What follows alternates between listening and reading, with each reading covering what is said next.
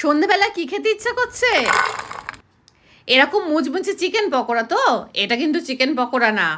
একবার এইভাবে বানিয়ে দেখুন, চিকেন পকোড়াকে 10-এ 10 গোল দেবে।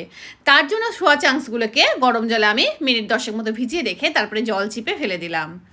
এবার এর মধ্যে দেবো হলো, এখানে আছে হলো আদা, রসুন, কাঁচা লঙ্কা, ধনেপাতা বাটা, নুন দিয়ে দিলাম, লঙ্কা গুঁড়ো, কাশ্মীরি লঙ্কা গুঁড়ো, জিরে গুঁড়ো, ধনে গুঁড়ো, গোলমরিচ গুঁড়ো, চাট মশলা, আর দিলাম হলো কসুরি মেথি।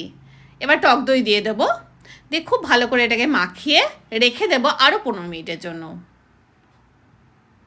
15 মিনিট পর এর মধ্যে দেবো হলো কর্নফ্লাওয়ার আর দেবো হলো চালের গুঁড়ো। খুব ভালো করে এটাকে কোট করে নেব। কড়াইতে তেল গরম করতে বসিয়ে দিয়েছি, এবার একটা করে ছাড়বো আর মুচমুচে করে ভেজে আমি তুলে নেব। সন্ধেবেলা চা হোক বা কফি একেবারে জমে যাবে, বলে না দিলে কেউ বুঝতে পারবে না যেটা আপনি সোয়াবিন দিয়ে বানিয়েছেন সোয়া হোয়াইট।